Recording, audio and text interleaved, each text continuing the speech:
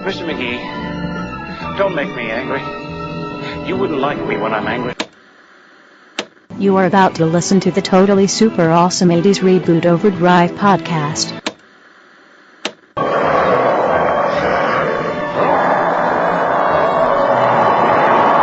This podcast is our fan tribute to the Incredible Hulk TV show. Be advised it has been exposed to radiation and we caution to listen at your own risk. You have now entered GammaCast.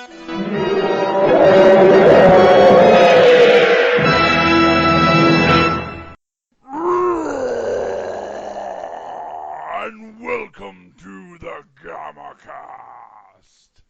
I'm your host, Charlie, the Professor Esser. And with me, as always, is the wonderful, the intellectual, the brilliant 80s music girl. Hi, Charlie. Hey, Rose. So glad to have you, 80s music girl. Thank you. The So glad to most be here. Important member of the 80s family here. Tonight's episode, Season 4, Episode 18, Patterns. David is working for a New York clothes manufacturer who's banking everything on his daughter's fashion show. A couple of loan sharks start using force to get their money back, and we can all imagine how that works out for them. First air date. Yeah.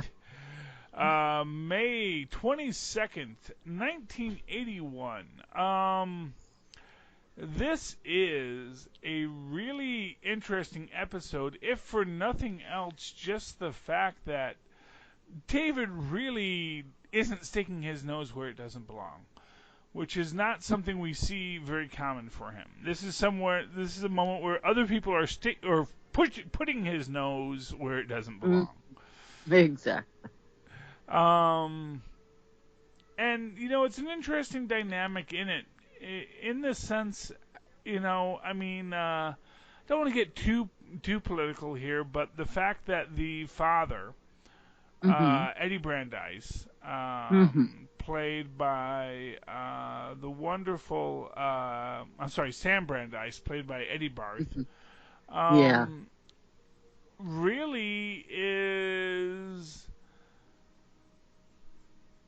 banking it all on some random drifter rather than his daughter. Yeah. And it is such a weird moment for you there, because it's like, here's his incredibly competent daughter who he is at the same time as a designer is banking everything on. But still, he's putting David into promoting David. Although, one imagines part of that might be, if we want to give some value to what Eddie is, or what Sam is doing, is that he doesn't want his daughter to be on the hook. He'd rather have the random drifter he just picked up be on the hook for whatever over promises he makes. Yes, and he's really good at that. Yeah, well, this is a wonderful bit in that we do see that David is outmatched in his own ability to manufacture a story. Yeah. Yeah, he's definitely got his match there. yeah. Although it is nice. I really like this story. I certainly love the father-daughter dynamic between Liz and Sam. Because you can in some ways relate to the idea of the father holding on to his paternalistic role longer than he should. And I think that is what the story is about. Is that this father cannot stop imagining his daughter in diapers. You know, Which is very worrying yeah. Well, on any level. hey, let's not go there, but let's just say, it is this idea, you have a child and you do love your child and Yeah. you imagine them growing to be great men and women of the world, but Mm-hmm. you always hold in your heart this idea of them as your child, and you have this natural affinity towards protection. Well, at the Mm-hmm. same time, you know, you do want them to grow. Right. And I think in Sam's case here, he has the worst of both worlds. Yeah. He has let his daughter grow to be a great designer, we're told. Mm-hmm. Yes. You know, but for what it's worth, when they make the point that, oh, Liz is doing the designs, everyone is like, oh yeah, okay, that's fine, yeah, you Right. didn't tell me that. When he was Mm. dealing with his first creditor, and he's like, hey, I can't give you the credit, and it's like, look, Liz's designs are coming up, and after that, they're like, oh, stop, you say it's Liz's designs. Liz, we respect her at this point. You, Sam, not so much. Yeah. Liz hasn't really bothered us this much yet. So, No. but and it's great that he has let or encouraged Liz to Yes. grow in this field. But at Mm-hmm. the same time, when it really comes down to the nuts and bolts of the business, he's not ready to let go. No. And that family dynamic is the crux of this episode, which is both interesting and possibly frustrating about it. Mm-hmm. Now, you just recently rewatched these episodes, correct?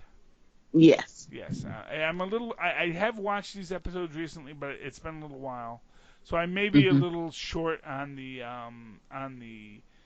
direct details of when Hulk outs occur. Right. But we do find in this episode, Sam and Liz and David. David moving Mm-hmm. very rapidly up the ranks, Mm-hmm. because he is a competent man, Mm-hmm. and so he is being put into roles that other people are going to see him at. Mm-hmm. And we see, like I say, it's an interesting thing for me with Sam, whether or not he's putting David in these roles so he's the one that gets beat up, not Liz. Um, Well, mm, yeah. I think with that whole scenario, I think you know, he sees the competency of David, but he also recognizes like you know, duh, he's a guy, so he would prefer to have another male alongside him, even though Saul is what, chicken liver? I mean, he's been probably running the business, with his Hmm. eyes closed all these years, and he gets things done too, but I don't know, David's younger and he's got more awareness about him. And yeah, I really think that he is trying to protect his daughter. Well, that and pawn her off on him. So, like, really? You want your daughter to marry a perfect stranger? She took in Well, off the street. to Yeah, be fair, sure. even though they don't know it, he is a doctor. So, This is true. you know, However, it's just like, even though we don't know it, yeah, we get this strong doctor vibe from it, and we do want our daughter to marry a doctor. I don't think there yeah, is a man it's fine. alive who does not want his daughter to marry a doctor. Absolutely. A doctorate is an impressive degree. There is, whether it's an Mm, MD, a PhD, even mm, an FAD, as Stephen Colbert has. That is sorry, DFA. yeah. That is still an impressive thing that you got someone to give you one of those. Yeah. They don't just give those out at the corner store. You have to No, either, at least from accredited universities. There's a lot of Yes. unaccredited places that you could get one of those at, but this is a real doctor who is here. Who, even if he doesn't state it, you can feel it. You can sense that about him. That Yeah, even he's if a you good don't guy. know that he's a doctor, you know that he could have been. Right. You know, Absolutely. and I think that's the thing there. So we do see David being pushed up the line. Mm-hmm. We do have the loan sharks arrive. Yes. And, because the idea is, well, we must lean on this guy. Because whereas certain people may be more willing to say, hey, we recognize your own, we may be willing to recognize our relationship, the loan shark is Mm-hmm. not there. And, am I mistaken, or was there a young upstart in this loan shark situation as well again? Yes, there was. There was. It was Okay. it was the son of the Yes. original loan shark, and he was quite the character. Yeah. Well, He learned a lot from Dad. yeah, but it strikes me as interesting because it wasn't that long ago when we had the driver episode. Mm-hmm. Where we had this young guy who seems like he's on the inside, but at the same time wants to tear it down, wants to make his own territory within this territory. Mm-hmm. Yeah. And again, we see how these chaotic elements in the old guard are the ones that are the problem. Right. And of course the problems occur because you never know when there's a Hulk there. Yeah. So when they come in and they decide to lean on everything. Mm-hmm. And is this the scene where David gets his arm ironed, or is that the second scene? Yeah. No, this is That the is first the first scene, yes. Yeah. And for the life of me, that whole getting David off panel so we don't see, so that no one associates him with the Hulk, is always amusing to me as one in the aware, but it does make this nice point. We do see, because of course he's already told everyone that David's the guy. And again, where I do think that putting David in this position is to protect Liz. Yes. It is to say, the guy you want to beat up, here's the guy to beat up. Don't beat up me, don't beat up my daughter, beat up this guy. Beat up this random drifter we happen to... He's young, he can take it. Well, exactly. But of course, that gets us our first Hulk. Mm-hmm. And that does not go well for the mobsters. No, it doesn't. No, because of course that's the thing, is like when you're, not for nothing, this is not a universe in which superheroes are commonplace. Yeah. And so when you beat a guy up, you kind of expect him to stay beat up. And when you suddenly encounter gigantic green monsters, it does take you aback, without a doubt. Yeah, it's a bit disconcerting. I'll give him that. Yes. But we do have this. We do have David, beat back the bad guys, of course, as he does. And we are moving towards our eventual fashion show. Because the idea is that once we put on the show in very Andy Hardy style, once we put on the show, then everything's okay. We just got to put on a show. Everything's going to be great. Everything's going to be great. Everything's going to be perfect. And I'm not a fashionista. I don't really know the fashion industry that well. Right. But I do know a lot of pop culture about fashion does seem to hang on that big show. Yes. So I am inclined to believe that what we are seeing here is accurate for the scene. That yes, we will have our big show.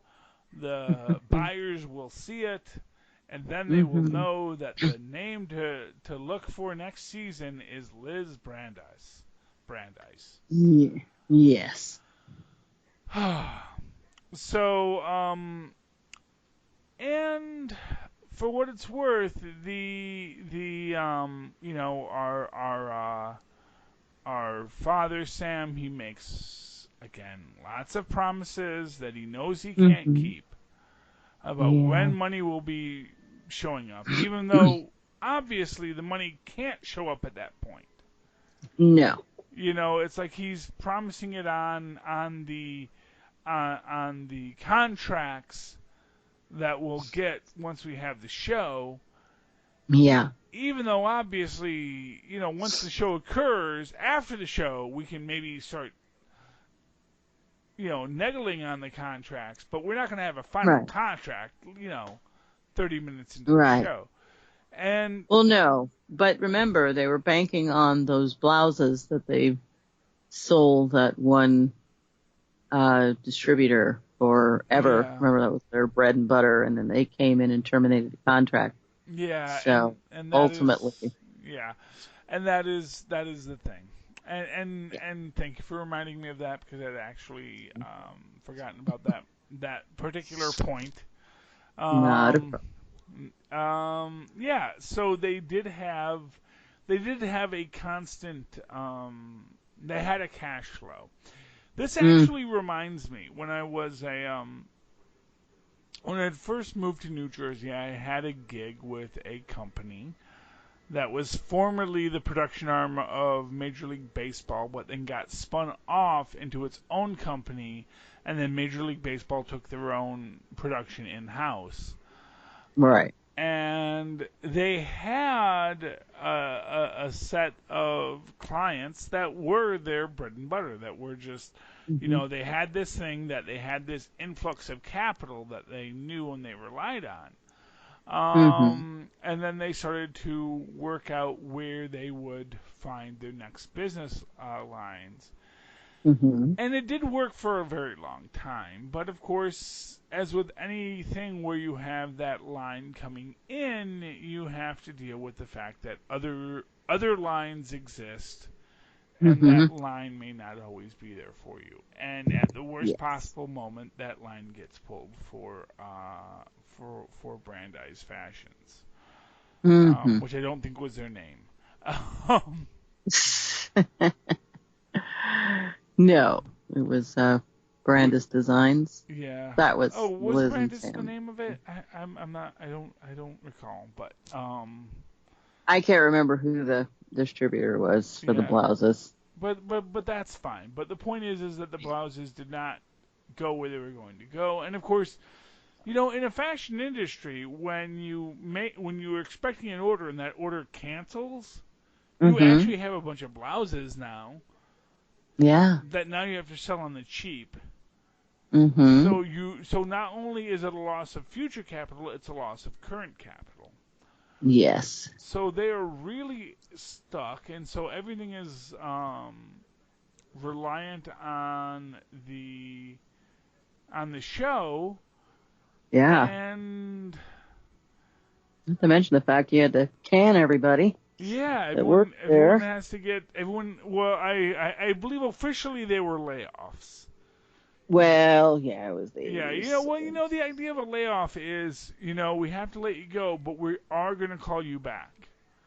Right. As soon as things get better, we're going to call you back. We want you all here. We really love you guys, but we can't meet your salary, and we feel it's wrong to we feel it's wrong to write you a bounce check. Right. Even though they did. Well, yeah, and they did, and Several basically, times. yeah, for what it's worth, and yeah, that is that great moment with the secretary at the front at the start of it, where she's like, "Look, you can bounce everybody else's check, don't bounce Yeah, mine," exactly. and of course that is, I think, I think the way so many people approach their finances. Yeah. But they have gone bare bones. Yes. And of course, Liz is still at the factory late. She's not at the show. And David, Oh, because she had to go back and get the white wool suit. yes, that's right. That's right. She had to go back for something, and then David has to go back to get her. And of course, we get a nice hostage situation. We get Yes. the decision by the mobsters. Well, we'll just burn it down, and we'll take from the insurance. Right. But of course, they did not count on a Hulk. Yes. You know, that I think is the crux of every story, is they did not count on a Hulk. Right. You know, If only that were really the way life happens, Yeah, well, you know what I'll say is it's always amazing to me that Hulks aren't more of a concern for people. You know, granted, the National Register is not the most reputable of papers, Yeah. but you know, honestly, it always surprises me that no one else is picking up on the Hulk story. Because it does seem to be like kind of a big story that there's this big green guy running around. Yeah. You know what it is? Here's what I'll tell you. It's like there was a sense of a staid fifth or fourth. I'm going to say fifth estate in the 80s. That the idea of this, that the news production was meant to be of a better quality. And so it didn't matter if you had 20 people saying, "Oh yeah, I saw a big green guy run down Broadway." You know, it's not a story that the news was going to pick up. Now nowadays the Hulk would be everywhere. You know, Yeah. David Banner couldn't get a cup of coffee without saying, "Hey, you look a bit like that scientist guy from back in the day." Yeah. But this is the delightful conceit of the Incredible Hulk, is that it does exist at the end of a previous era, before we go into our modern era of you know, everyone knowing everything about everyone. And that is why we have nostalgia for the 80s, which is why the 80s Right. Reboot channel exists. Exactly. Moving right along. So, David, of course, does Hulk out. Yes. As the factory is burning. I don't recall if he really saves the factory for the most part, but he does get. He does. He does. Yeah. Yeah. Okay. He wasn't able to get the fire to go quite as much as he wanted, and the Hulk looked over and saw the paper burning and went, "Hey, that looks dangerous. Let me put it out." And he throws a cage door over it, and voila. There we go. No more fire. Problem solved. Okay, there we go. And so the fire gets put out. Liz gets taken to the event. All is well. All is well. And Kinda. Kinda. Well, you know, as well as you can expect in these kind of situations. Yeah. But the point is that Liz's designs are the bee's knees. Yeah. I'm still trying to figure that one out. Yeah, well, it's the 80s. I mean, and it's the early 80s. It wasn't like the early 80s didn't have it as, you know, really when we think about 80s fashions, we're really looking like mid to late 80s. We're looking when we think about shoulder pads and we didn't have the savoir-faire that it needed until later on. Yeah, that's like 83, 84 at the earliest, and we're still in 81. So right now we're at the tail end of 70s fashion, which is something we all regret, I think. I would think so. Yes. And so it does. But for what people wanted at the time, I think these are probably top drawer fashions as far as Yeah. these things go. Mm.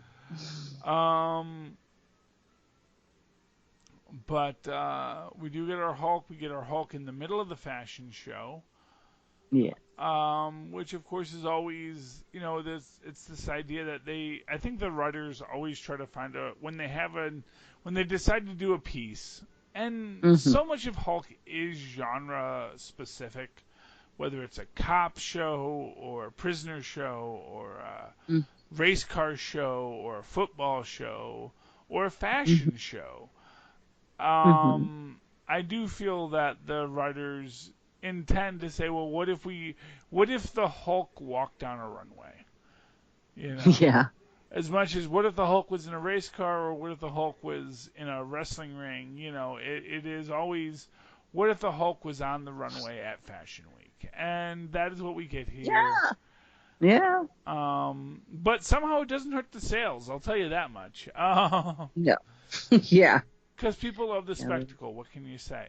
Yeah. And let's not forget, torn jeans were about to become a really big thing.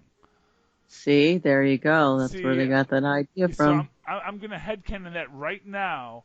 It was like, Mm-hmm. those torn jeans on the green guy looked really good. Can I get some of those Yeah. from my store? And like Liz is like, yeah, torn jeans. I could rip some jeans up for you, I guess. And it's like, so they start tearing up the jeans, and that is how they made their millions. They were the torn jeans kings of New York City, New York. and it's all because of David Banner. There you go.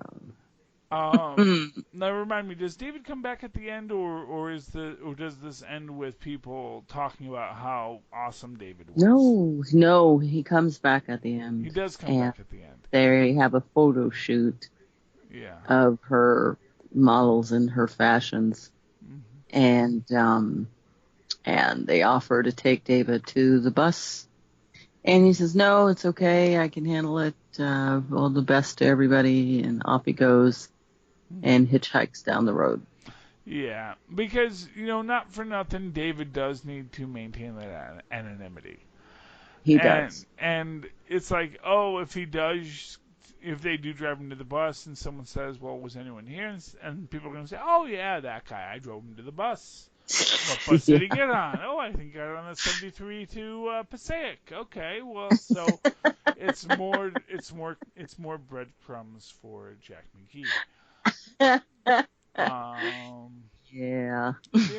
So I get that, and that's one of the reasons I think David does refuse the kindness of strangers so much, because he does realize how much that kindness can cost him in the end. Exactly.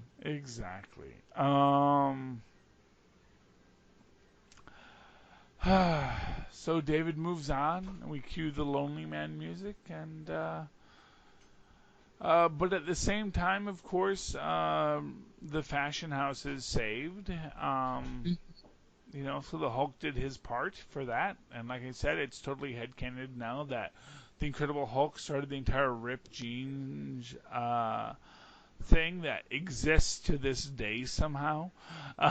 Yeah, well, I think possibly I'm going to spearhead a contradiction to that statement, only because the vertical tears probably weren't very popular, so Sam and Liz decided, what about horizontal tears?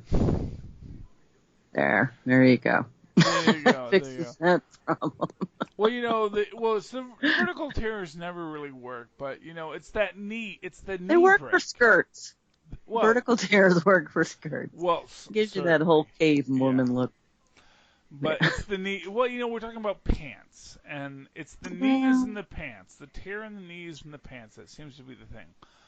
Although it never ceases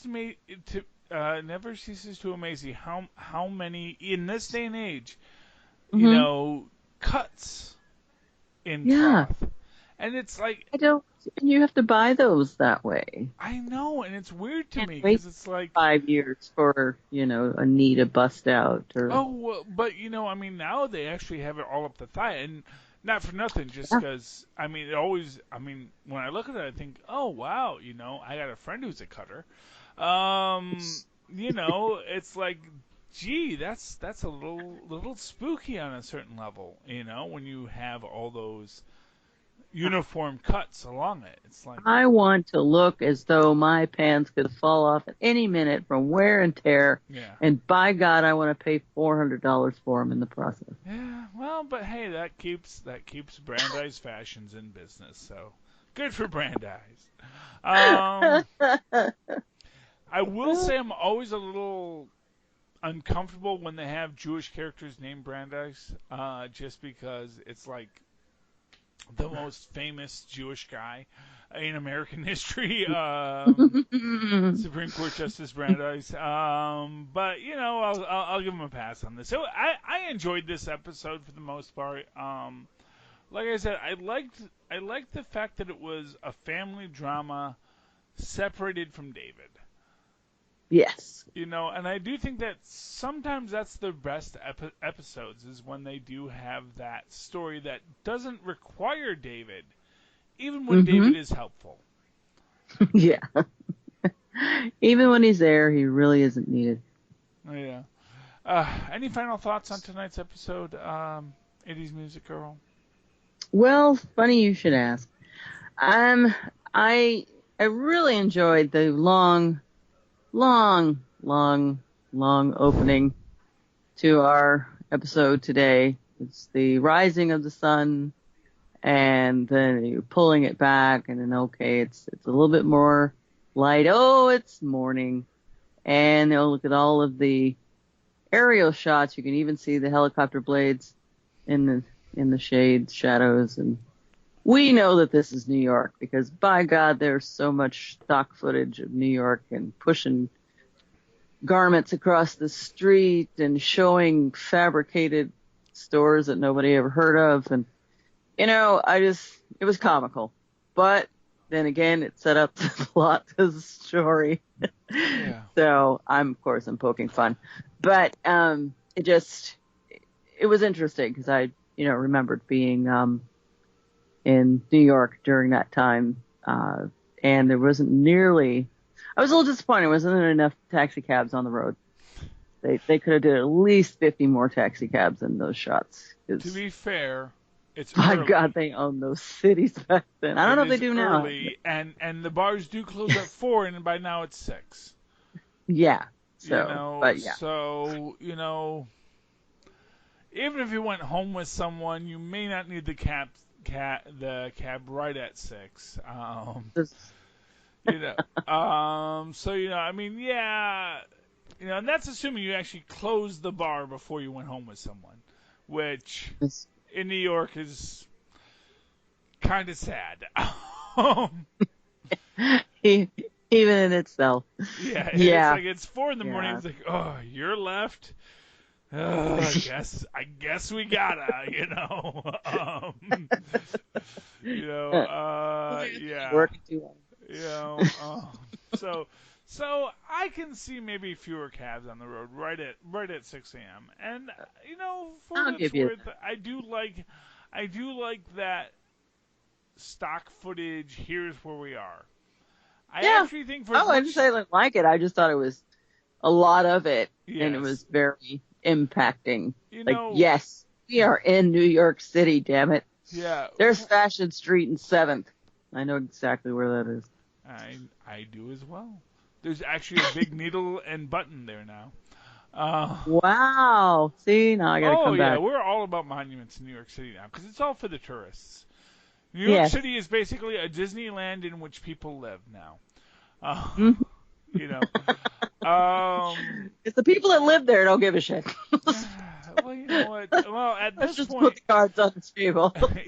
Honestly, it's a weird thing because, at this point, the people that actually live there, well, we're not going to get into a whole conversation on gentrification today, but yeah. although Manhattan has like it's like way beyond gentrification. It's not like middle class people moving out, lower middle class people. It's like, it's like corporations moving out human beings, and like at this point it's only like, Saudi princes and princes of other groups that own property in what we think of as Manhattan. Now, there's still places where you can find a place to live in the Isle of Manhattan, but like most people, you start to wonder, why would I live in Manhattan for $1,000 a day rent when I could live in Jersey City for $1,000 a month rent? Exactly. What are you gonna do? That's sad. But That's very. I do, I actually like when they have, because they do use a lot of stock footage in The Incredible Hulk. Yeah. Because they have so much at Universal Studios. They just have a ton of this footage. It's like, here you go, use it. As much as, I like when it is actually used to invoke a place. And I do feel that it invoked the place. It did. It did. Once again, people from New York, not making fun. I love New York just as much as everybody. But, when you see so much of, a scene being enveloped in stock footage and sunrises and aerial shots, it was just like, get on with the plot already. Fair enough. What are you doing, a documentary? Okay.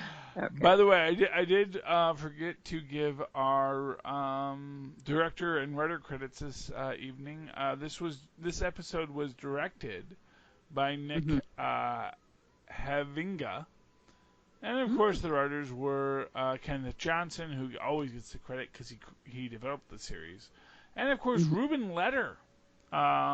It's nice to see that we have a guy who doesn't have to share the credits like 16 times with everyone else. That is good. Just seeing what else Ruben Letter has done. Oh, wow. Oh, he wrote the entire 90s Flipper reboot. He wrote a lot of episodes of Kung Fu, yes. Wow. Yeah, and he did a couple episodes of Next Generation. Oh, he did a bunch of Magnum PIs. And wow, this is actually his second episode of The Incredible Hulk, and he has 3 more episodes, including our very next episode, Patterns. Not Patterns, The Phenom. Sorry, I'm looking. Did he do that? He Yeah. did write The Phenom. Yeah, that's right there. I clicked the wrong link. The Phenom. So we'll talk about that next week. Yes, we will. 80s Music Girl, if folks would like to reach out to you, how can they find you?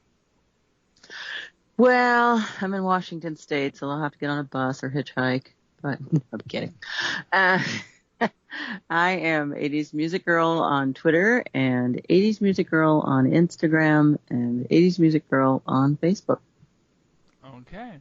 And of course, you'd like to write to me in that old-fashioned email way, the way our Maz and Paz once did. Write to me at superconnectivityblog@gmail.com. That's superconnectivityblog, all one word, @gmail.com. And of course, follow me on the Twitters as I live tweet various things sometimes when I feel like it. Don't ask. At Charlie Esser, that's CharlieEsser. Look for the 2 E's in the middle for quality. Thank you, Rose, for joining me, and thank you, fair listeners, for joining us once again for the Gamma Cast.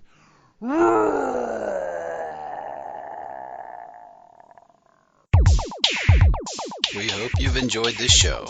This podcast is part of the 80s Reboot Overdrive channel on Southgate Media Group.